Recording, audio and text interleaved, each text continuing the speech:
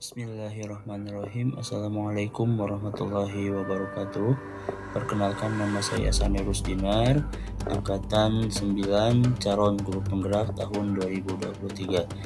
Hari ini saya akan menerangkan tentang koneksi antar materi, yaitu mengenai kesimpulan dan refleksi modul 1.1. Pada materi koneksi antar materi ini, yaitu mengenai kesimpulan dan refleksi modul 1.1, saya akan menjawab 3 pertanyaan yang muncul di LMS. Yang pertama, apa yang saya percaya tentang murid dan pembelajaran di kelas sebelum saya mempelajari modul 1.1? 2. Apa yang berubah dari pemikiran atau perilaku saya setelah mempelajari modul 1.1 ini? 3. Apa yang segera saya terapkan lebih baik lagi agar kelas saya mencerminkan pemikiran Ki Hajar Dewantara? Baik, kita mulai dari pertanyaan nomor 1. Apa yang saya percaya tentang murid dan pembelajaran di kelas sebelum saya mempelajari modul 1.1 ini? Sebelum saya mempelajari modul ini, saya percaya bahwa murid ataupun peserta didik merupakan pribadi atau seseorang yang dapat diarahkan kemana mereka akan menuju hasil pembelajaran. Artinya, dalam setiap pembelajaran, guru itu menjadi center utama dalam menentukan arah ataupun hasil dalam sebuah pembelajaran.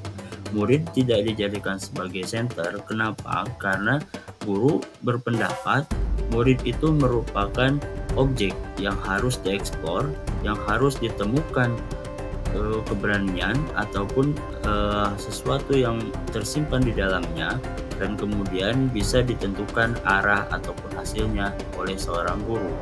Tapi setelah saya mempelajari modul ini, saya berkeyakinan bahwa murid itu merupakan center ataupun objek yang seharusnya guru menjadi fasilitator, bukan hanya penentu sebagai tujuan, tetapi muridlah yang mempunyai tujuan tertentu. Guru di sini berposisi sebagai fasilitator yang mengarahkan dan tidak ikut campur dalam tujuan yang akan dicapai oleh seorang peserta didik. 2. Apa yang berubah dari pemikiran ataupun perilaku saya setelah mempelajari modul ini?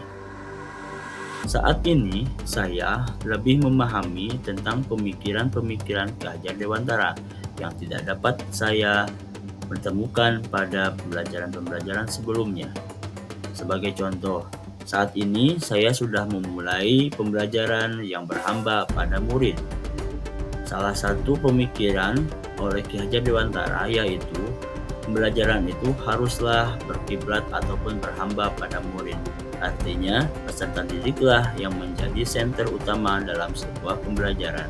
Nah, saat ini saya sedang melakukan pembelajaran yang berhamba pada murid dengan memperhatikan kodrat alam dan kodrat zaman, serta sosiokultur ataupun kearifan lokal yang dapat dihubungkan dengan pendidikan sehari-hari peserta didik dan juga pembelajaran yang saya lakukan di dalam kelas.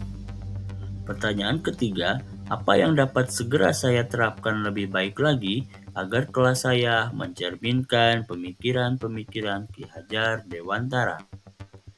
Seperti yang saya katakan sebelumnya, hari ini saya sudah memulai pembelajaran yang berhamba pada peserta didik yang tidak saya lakukan sebelumnya. Sebelumnya, saya berkeyakinan bahwa pembelajaran itu disampaikan oleh guru dan diserap oleh murid.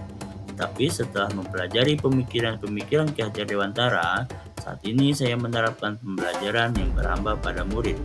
Sebagai contoh, dalam pembelajaran saat ini saya menerapkan sebuah metode yang diberi nama metode small group discussion, yaitu pembelajaran yang dimulai dengan diskusi dengan antar peserta didik melalui grup-grup kecil, dan di sanalah peserta didik dapat menuangkan ide-ide atau gagasan mereka tentang sebuah permasalahan yang diberikan oleh guru ataupun fasilitator. Dalam ide-ide ataupun gagasan-gagasan tersebut, peserta didik dapat memberikan tanggapan-tanggapan yang menjadikan masalah dapat terselesaikan.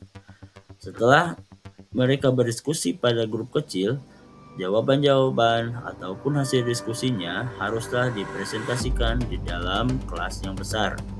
Nah, di dalam kelas yang besar itu terjadi kembali diskusi ataupun tanya jawab dengan kelompok-kelompok yang kecil.